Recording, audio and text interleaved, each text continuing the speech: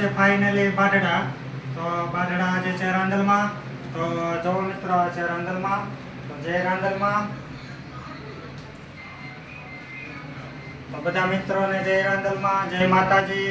જય માતાજી, જય રાંદલમાં. આજે છે મારા ભાભીને ઘરે રાંદલમાં.